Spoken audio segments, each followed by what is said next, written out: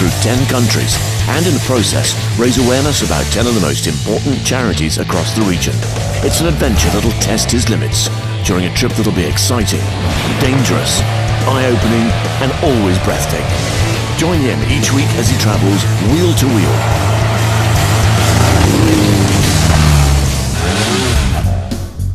Following a month-long action-packed trek in Indonesia, we join Morgan after a frightening ferry crossing as he enters Timor Leste.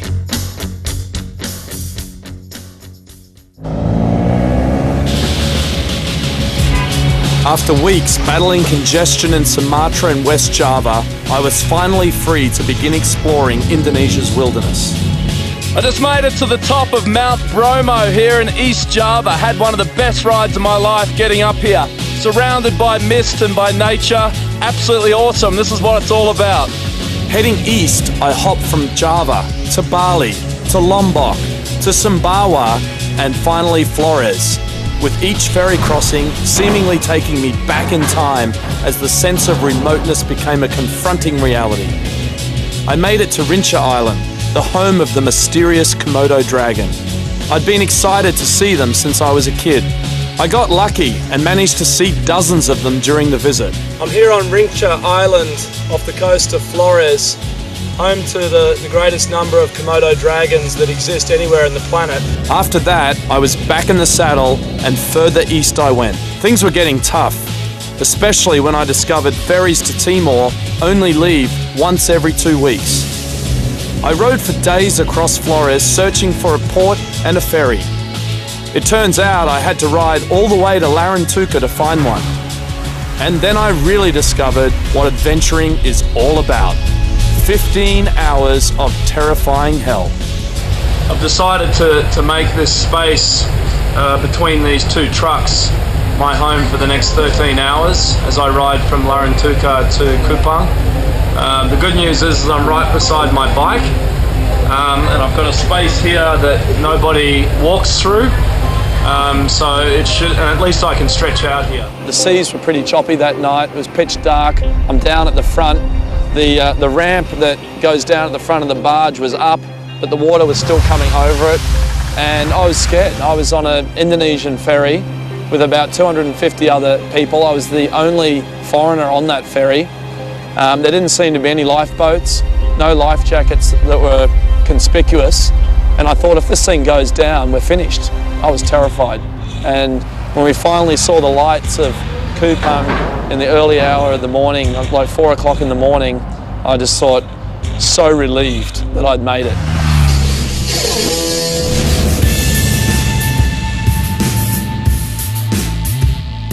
Excuse me. Yeah, diplomatic, 60-day. I'm here departing Indonesia to go to Timor Leste, and as I expected, when I came into Indonesia, the guys didn't have a proper visa stamp, so the tourists usually get 30 days here in Indonesia. I've been here 31 days. So Morgan, you stay London 2 days. No, I haven't. I haven't overstayed. This is 60-day visa. Oh yes. APAC Business Travel Card, yeah. No. APTC. Okay. Smooth as. Goodbye, Indonesia. Hello, Timor Leste.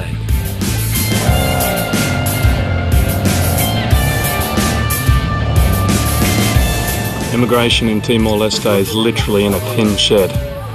In about a year, they're moving to some new premises, but very, very primitive. I guess as a new country, having immigration is a relatively new thing for them. I was so excited to cross the border into Timor Leste and see Alan with the Action for Change team off in the distance. Thank you. Obrigado. As I rode into Dili for the first time, I didn't know what to expect.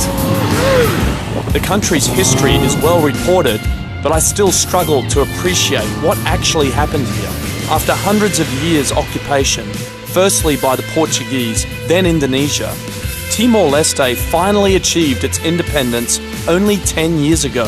Since then, the United Nations has played a key role in assisting the new government construct its new nation. I always tell people that they should look at Timor as a, a nation really that has existed for the last 10 years. I mean, Timor is going to celebrate the 10th anniversary next year. And, to see what has been achieved in those 10 years is remarkable. During the whole expedition, we've met so many different characters. I must have met 1,000 people over the 125 days. Oh, I made it. One of the people I loved the most was Gino. Morgan, welcome to the island of paradise. Now, Hotel Dili is right in the centre of Dili and has an incredible history, just like this country has an incredible history. Absolutely. And you've been here since the beginning of it all. Well, yeah, for sure, right from when I was a younger fellow, Our family's owned this hotel since the 1st of February 1971. Over the last 10 years, we've had the UN police come through, we've had the other UN military come through, and of course now we have wheel to wheel here. Like many conflict-ravaged Timorese, Gino and his family have faced many chaotic times when it comes to this hotel. After escaping to Australia in the 1970s, they returned again in the 90s, only to be told to leave again. Half a backpack, 2 changes of clothes, a bottle of water, funds that we could organise, passport, and out. And when you came back, what was left? There was only 3 tables, which you might see in the background there, bar tables. With much of the country burnt to the ground, Hotel Dili became home to over 350 refugees. The community's spirit, shown in times of conflict, continues today, with Gino providing an opportunity for impoverished students to work at the hotel. We have them from housekeeping to laundry to in the office to the cooks. All the cooks in our hotel now are ex-students or current students. Same with the bar. We've had over 90 students come through here since 2003. We assist wherever we can with these young people because they will be our future ministers. Right. They will be our future ministers of tourism, of trade, of even prime ministers. It's thrilling to be in the first new sovereign state of the 21st century, in a country that's a little over 5,000 square miles, with a population of just over 1 million people. You can feel the enthusiasm for the future of this nation. I've never been anywhere where people are so vested in change for their country. History has brought these people together. Now it's time for them to create opportunities and a new destiny. When Wheel to Wheel returns, we're going to meet Action for Change Foundation, which is doing just that for a dislocated generation of Timorese.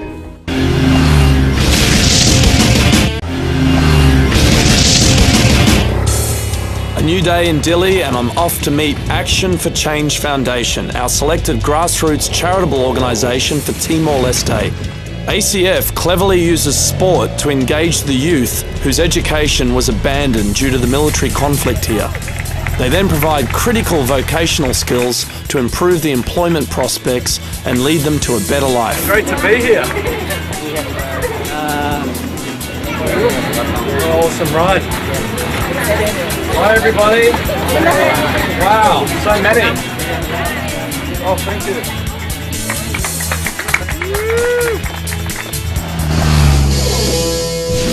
We've met with many business owners. The one thing that these business owners all say to me is that we're looking for local staff who have skills, language, to help us grow our companies. And through strong companies and strong industries, you'll develop a strong nation. As my words were being translated, I could see that they were keen to listen. To say that these students have passion is an understatement. Just 5 years ago, the country was in the middle of a civil war between the Timor military and the national police, and it was the youths of Timor-Leste who were caught in the crossfire. Many got involved in gangs and even took to fighting in the streets. One brave man named Jose decided that there had to be a better way, a brighter future. In 2007, I started with Action for Change Foundation. I start with the different activities that can improve someone's life, especially for the young people. We teach English, computer, office administration skills, leadership, and proposal writing, and basic accounting to manage the finance. And then we send the young people to practice on-the-job training in different institutions. We have a great deal of respect for the founder of ACF. No one understands the Timorese better than the Timorese. So, I think that is we strive for. The fact that the Timorese establishes the NGO, as I said, is really just admirable and the way it should be.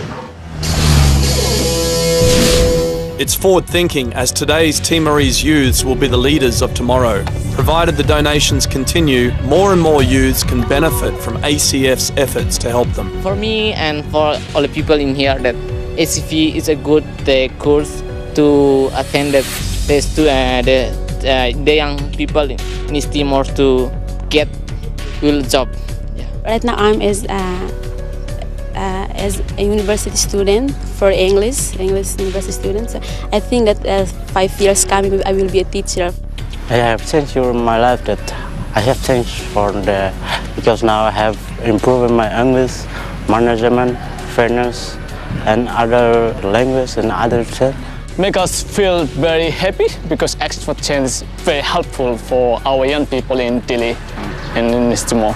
The Action for Change youth all expressed a very strong and very articulate message about the future. Whether ACF teaches students English, computer skills, or even sports to establish self-esteem, the foundation is definitely making a difference, and they hope to carry on well into the future. My principle is to delivering, implementing, and changing someone's life. So I deliver what I am having at the moment with the skills, experience that I learn from different people, different countries, and different organizations. We are working hard, challenging ourselves to improve someone's life. I guess what was most striking about ACF is the principal, Jose de Jesus, a very young Timorese man with a good education who could have made any other choice in life, but instead of taking the money, which would have been the typical path of least resistance for someone at his point in life, he decided to establish Action for Change Foundation. He now has 500 kids in this program, and his operating budget is tiny. What he's been able to do with such a small amount of money, get a vast number of children in there who would have been unproductive for the economy, is staggering to me.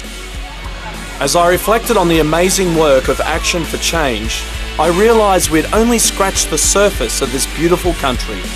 When Wheel to Wheel returns, we'll experience some of Timor Leste's hidden treasures, both at land and sea.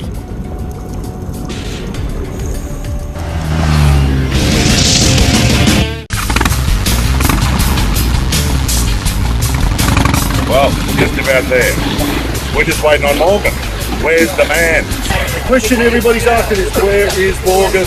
Even before setting out from Hong Kong months earlier, Wheel to Wheel was already enjoying lots of support in Timor Leste. The Ministry of Tourism had been planning activities around my visit to celebrate the tourism appeal of the country and draw attention to the work of ACF. The highlight was a bike rally where dozens of local motorcycle enthusiasts joined me on an all-day adventure along the coast and through the countryside. It was clear to me that Timor has plenty to offer when it comes to adventure riding.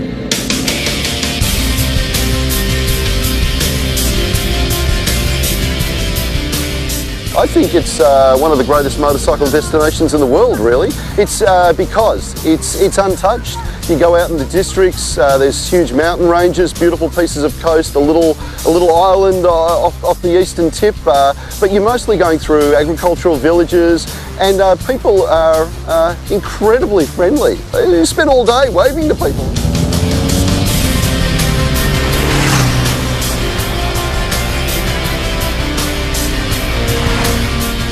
I was even lucky enough to have former Miss Australia, Caroline Pemberton, jump on board with me for the rally. Wheel to Wheel. When I first heard about it, all I heard were whispers of this motorbike rally that was coming through Timor, and it might coincide with when we're here filming. And then when I found out a little bit more about it, that he's going through, 10 countries, supporting 10 charities, 100 days, I thought that was pretty cool. As a tourism ambassador here, she was quick to share her enthusiasm for Timor Leste. I think people need to get here now to really see Timor before it gets commercialised or lots of tourists come. It's a very undiscovered destination. It's full of adventure. The bike rally really proved why Dave and Caroline are so passionate about this new nation. It sure does provide some sensational sights.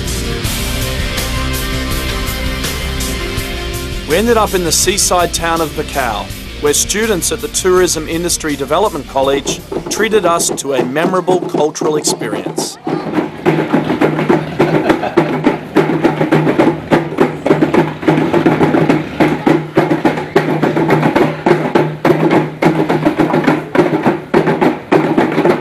The Cooking and Hospitality School, together with the Canossian nuns, put on a massive feast, the perfect ending to our big day out.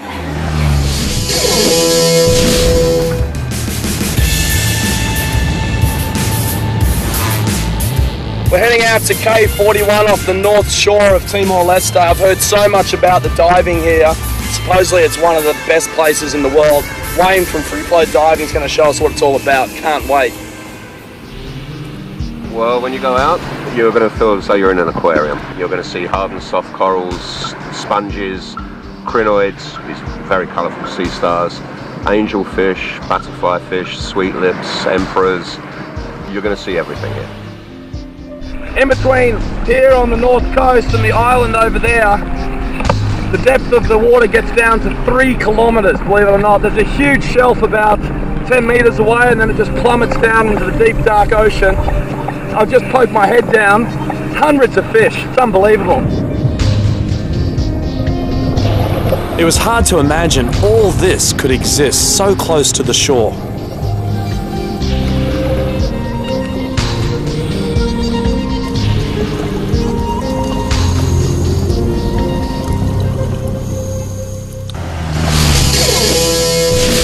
Will to Will's visit to Timor Leste was capped off by an amazing afternoon spent with its president and Nobel Peace Prize winner, Mr. Jose Ramos Horta.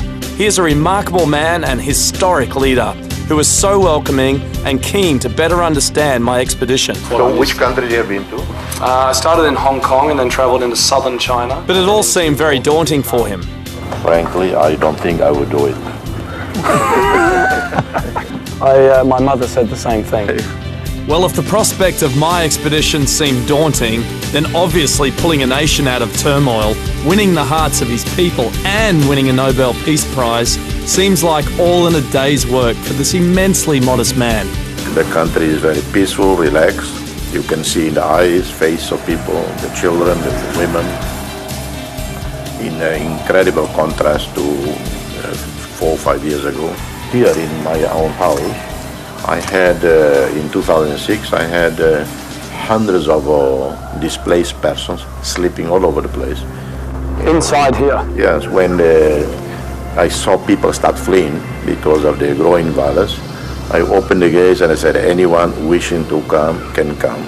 I had no security whatsoever, but people felt safe here. I'm very impressed by the leadership in the country who I feel are so in touch with their people and so accessible to the masses, which, you don't see reflected that well in many other nations. So I think, the sense and getting sort of the feel and the pulse is very much there between the people and the leadership. So for me, to see a young nation embody all these principles of democracy, human rights, and the kinds of things that the UN always continues to advocate for is very encouraging. At one point, up to 700 people.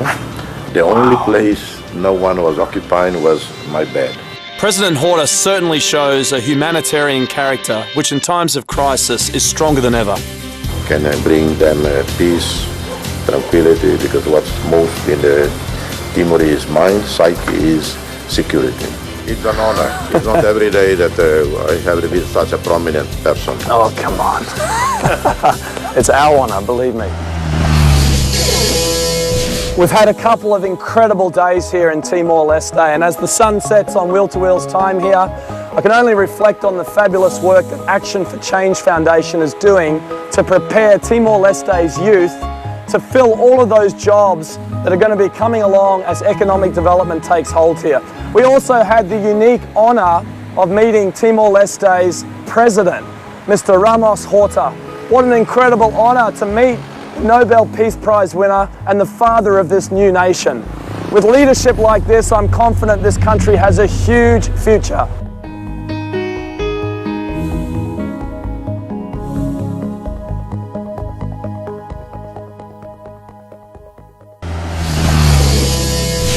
So now it was time to ship my bike to Australia. But little did I know that not only would there be an 8-day delay, but also I was about to get a major shafting on price. How much is it? It's around 1,600. So, it can't be 1,600. Will Morgan overcome his delays? Will he be able to start the final leg of Wheel to Wheel in Australia? The tension is mounting. I'm not giving you $1, nothing, until I get my bike in Darwin. As are tempers too. I've been completely by the 8-day delay. I'm riding for charity. This ship schedule has completely and don't talk to me because I'm Now my bike is going to have to sit around here. I don't know what we're going to do. This is an absolute disaster. Find out in the next episode of Wheel to Wheel.